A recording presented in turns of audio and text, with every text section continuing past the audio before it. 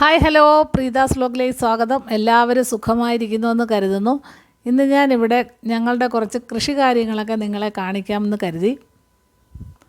ഇത് ചീരയുടെ തൈ പാവി കിളിപ്പിച്ച് നിർത്തിയേക്കുവാണ്. ഒരുപാട് ചീരത്തൈയുണ്ട്, എല്ലാം ചുമന്ന ചീരയാണ്. ഇനിയിപ്പം മഴ പെയ്യുമ്പോൾ ഒരുപാട് പച്ചച്ചീര കിളിച്ച് വരും. രണ്ടും നല്ലതാണ്, ചുമന്ന ചീരയും നല്ലതാണ്, പച്ചച്ചീരയും നല്ലതാണ് കേട്ടോ. ഇതൊരു ഒട്ടുപ്ലാവാണ്. അതിനകത്ത് ശരിക്ക് പ്രാവശ്യം ചക്ക പിടിച്ചിട്ടുണ്ട്. കഴിഞ്ഞ പ്രാവശ്യം ഒരു ചക്കയേ ഉള്ളായിരുന്നു. ഇത് ഇപ്പം നമുക്ക് 1.5 വർഷം മുതൽ 3 വർഷത്തിനുള്ളിൽ കായ്ക്കുന്ന പ്ലാവാണ്. പ്ലാവൊക്കെ നടാൻ സ്ഥലമില്ലാത്തവർ ഇതേപോലത്തെ പ്ലാവ് മേടിച്ച് നട്ടാൽ മതി, ഒരുപാട് ചക്ക പിടിക്കും.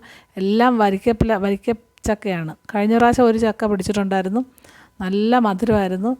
ഇപ്രാവശ്യം ഒരുപാട് ചക്ക പിടിച്ചിട്ടുണ്ട്.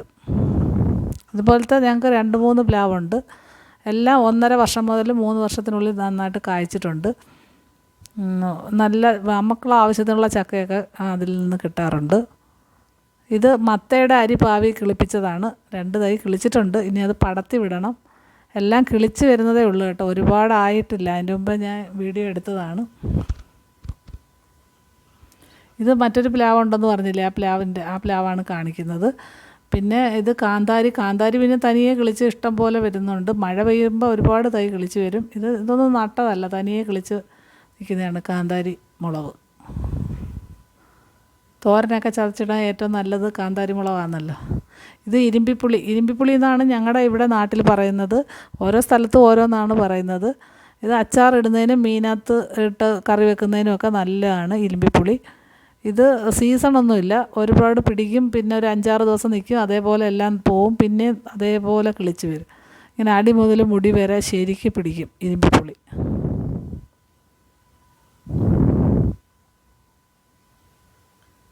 പിന്നെ ചീരയുടെ തൈ, ഇഞ്ചി അതൊക്കെ ഗ്രോ ബാഗിൽ നട്ട് പിടിപ്പിച്ചേക്കുന്നതാണ് ഈ കാണിക്കുന്നത്. എല്ലാം പിടിക്കും. ഗ്രോ ബാഗിൽ നട്ട് പിടിച്ചാൽ ഇഷ്ടം പോലെ പിടിക്കും, തറയിൽ നടുന്നതിനേക്കാളും. ഇത് തറയിൽ നട്ടേക്കുന്ന വഴുതന. ഇത് കഴിഞ്ഞ വർഷത്തെ വഴുതനയാണ്. ഒരുപാട് വഴുതനങ്ങ പിടിച്ച് ഇതിൽ നിന്ന് ഞങ്ങൾ എടുത്തതാണ്. വയലറ്റ് നിറത്തിലുള്ള വഴുതനയാണ് കേട്ടോ.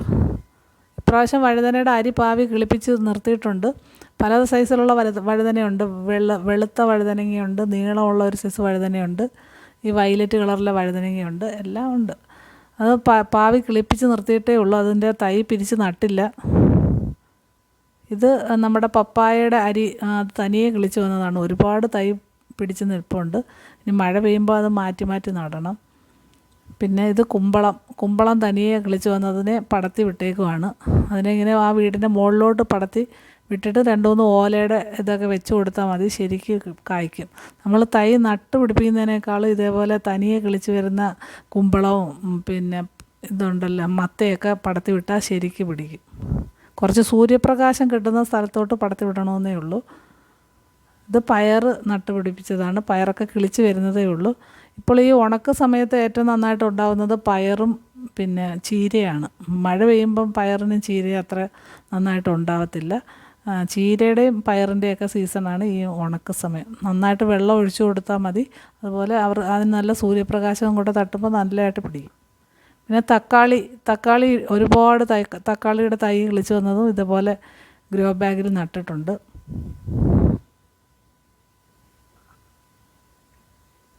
ചെടിച്ചട്ടിയിലും എല്ലാത്തിലും നട്ട് പിടിപ്പിച്ചിരിക്കുകയാണ്. എല്ലാത്തിലും ഞങ്ങൾ ഇങ്ങനെ ഓരോ തൈ കിട്ടുന്നതും നട്ട് പിടിപ്പിച്ചിട്ടുണ്ട്.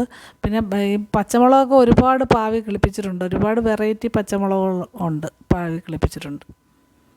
ഇത് അലോവേര, നമ്മുടെ കറ്റാർവാഴ എന്നാണ് പറയുന്നത്. അതിൻ്റെ തൈയാണ് അത് ഒരുപാട് തൈ ഉണ്ടായിരുന്നു. അതിൽ 2-3 തൈ ഇങ്ങനെ മാറ്റി പിടിപ്പിച്ചതാണ്.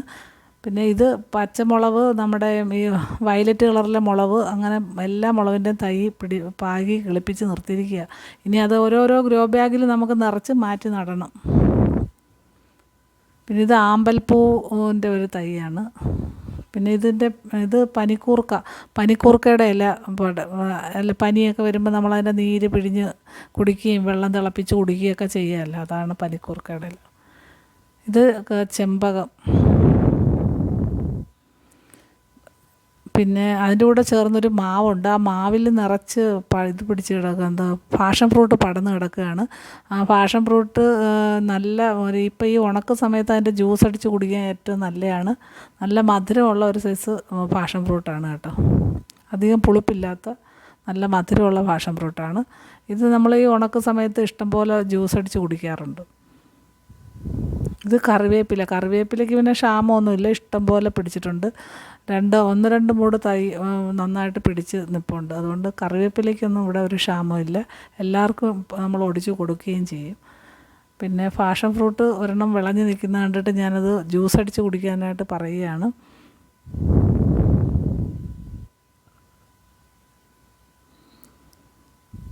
ഇതുപോലെ വെയിലുള്ളിടത്തോട്ട് നമുക്ക് പടത്തി വിട്ടാൽ മതി, ഒരുപാട് പിടിക്കും പാഷൻ ഫ്രൂട്ട്. ഈ സമയത്തൊക്കെ നട്ട് പിടിപ്പിച്ച് അങ്ങോട്ട് പടത്തി വിട്ട് കഴിഞ്ഞാൽ ശരിക്ക് പാഷൻ ഫ്രൂട്ട് ഉണ്ടായി നമുക്കത് വെള്ളം കുടിക്കാനും പറ്റും.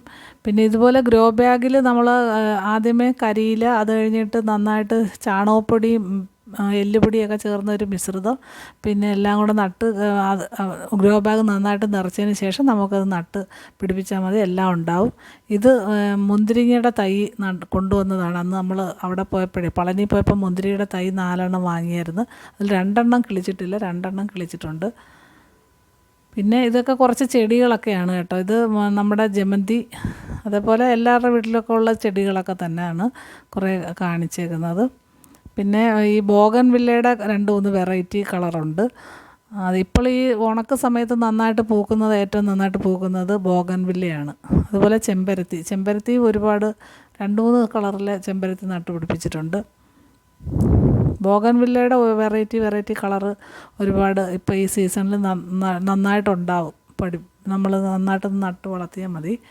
ഉണക്ക സമയത്താണ് അത് ഏറ്റവും കൂടുതൽ പിടിക്കുന്നത്. ഇത് പിന്നെ ബാക്കിയൊക്കെ നമ്മുടെ ഇവിടെ എല്ലാ വീട്ടുകളിലുള്ള സാധാരണ ചെടികളാണ്. എല്ലാത്തിനും വെള്ളം ഒഴിച്ചു കൊടുക്കണമെന്നേ ഉള്ളൂ. ഇപ്പോൾ ഈ ഉണക്കായതുകൊണ്ട് രാവിലെയും വൈകിട്ടും നമ്മൾ നന്നായിട്ട് വെള്ളം ഒഴിച്ചു കൊടുക്കണം.